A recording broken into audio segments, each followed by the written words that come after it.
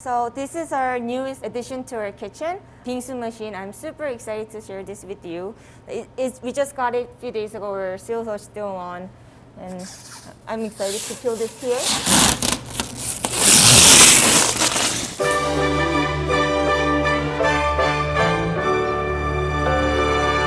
This Bingsu machine, just like rice cake machine, it's from Korea. And the best thing about here is that we don't have to use our frozen, like a block of ice to shave it. I would like to show you. So I'm just pouring water and just gonna get it started. Do you want to talk about the converter? Just because we have two machines from Korea that are not meant for here, we have to use this giant converter to use it every time for ice shaving machine or rice cake extruder.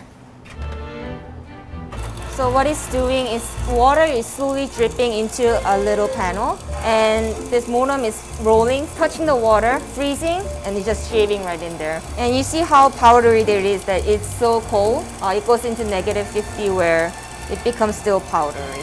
And it gives me a freedom to change the flavor of anything shaved underneath. How did you find the machine? I Googled. I Googled, and then we also visited different locations in Chinatown and found one location that was certified to ship this to. So we talked to them. They're Korean, so they're very excited to work with us too. So they came 2 days ago to install them. And for what it's worth, this was about $6,000. Okay. Wow, I didn't know that. Okay, great. So what's next? So rice cake machine was one of the hardest things we could source it, just because it was directly from Korea and how big and heavy it was. From here, I will show you how to make the rice cakes.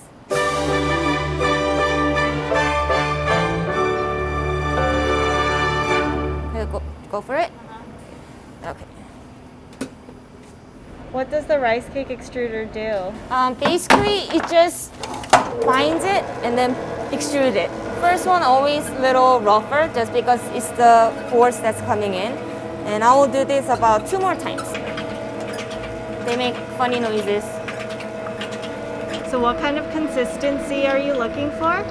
For right now, just a smoother, bouncier texture. So from next one, I'm gonna start shaping them. These are the classic, the disc we like to do. The great thing about having your own rice cake extruder is that you can do any different size or any different shape that you can do. How is the taste different? Taste, flavor is same. It's because it's rice. The biggest difference is the texture and ability to do your own. Oh, also the fresher rice cake is a lot more softer than the store-bought. So texture soft but chewy. Great. Where are you taking us next? So we're in front of our Ssam Bar storage room where our kimchi fridge is located. All the Korean restaurant is the heart and the soul. And here's our baby. So how many different kinds of kimchi do you have here? Here we have the red kimchi that's been aging for about 2 years. It's gonna be on the lowest temperature to go lowest fermentation. Very nicely crisp. We just made white kimchi, vegetarian. I like to not age it too long because there's a lot of fresh fruit, Asian pear juice. There's a little apple in there as well, and use it as an appetizer or as on a side. As you can see, they're into their own little cubicle. The reason for that is you can control the temperature. Regular refrigerator, you go in and out so much where the temperature drops and it fluctuates a lot. Where kimchi fridge, there's 3 types, high, medium, and low. When it's low, you can get the low fermentation, so the temperature drops to about like -1 to 0 Celsius. When it's high, it goes up to about 1 to 2, where it ferments into slower than regular refrigerator. Do you have one of these at home too?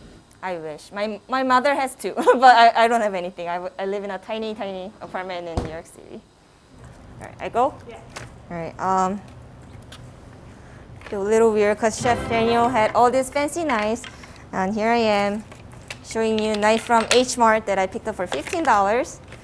But this has a built-in garlic smasher. I think it's very, very cool. They say for the garlic to really have their flavor, you have to pound it so the oil comes out, and that's the reason for the moro and pestle, and that's the same reason. For small kitchen, if you don't have a moro and pestle, garlic right into it.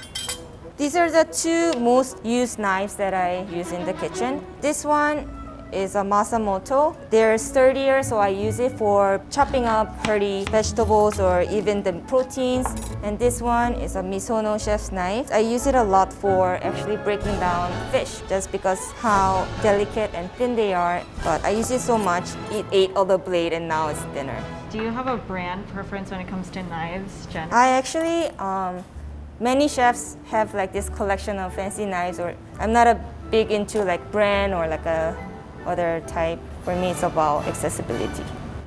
At Ssam Bar, we use a lot of garlic. I do like to get a whole garlic and peel it myself because I do really believe that fresh peeled garlic and regularly peeled garlic you purchase has that distinct flavor difference. Easiest way to peel garlic is not getting the freshest garlic. Garlics are harvested in between June to August, and if you eat them right away, they're very, very bitter and very spicy. So what I learned is that they actually let it dry. So the longer they are drier, you can actually see they're peeling super easy. There's two ways to do it. First way is using a bowl, the traditional way. So I'm just gonna cut the bottom of the garlic and right into the bowl. Okay, gonna make a noise now.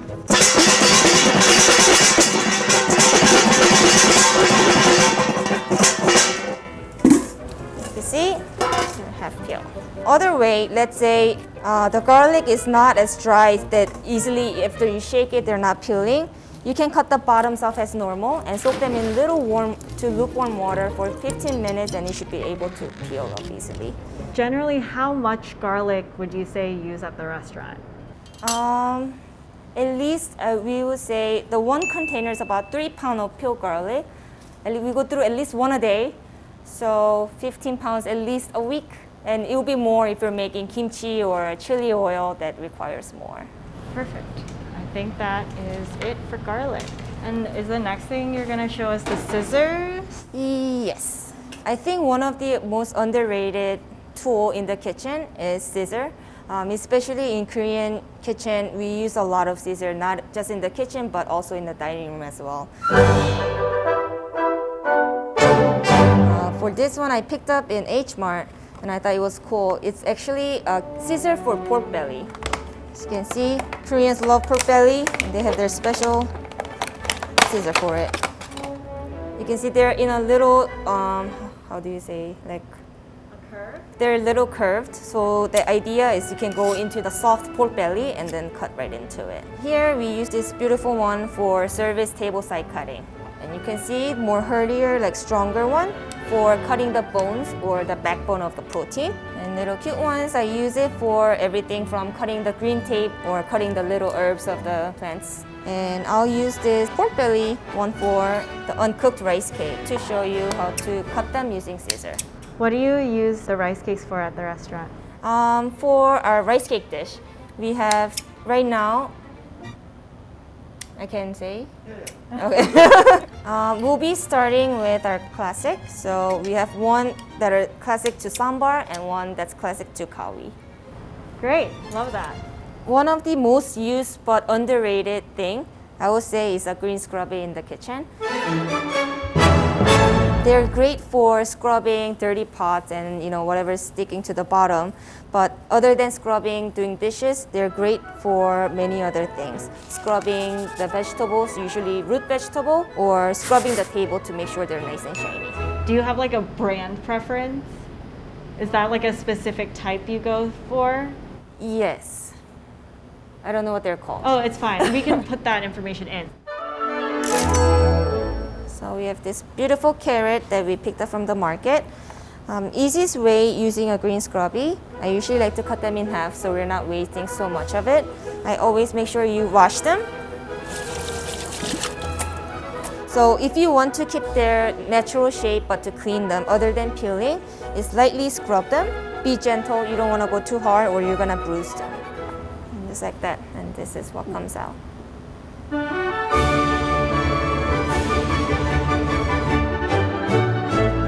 you for joining. I hope you enjoyed our tour of new Momofuku Ssam Bar. Subscribe to Food Insider for more pro kitchen tour. And make sure to check out the first episode through the link above.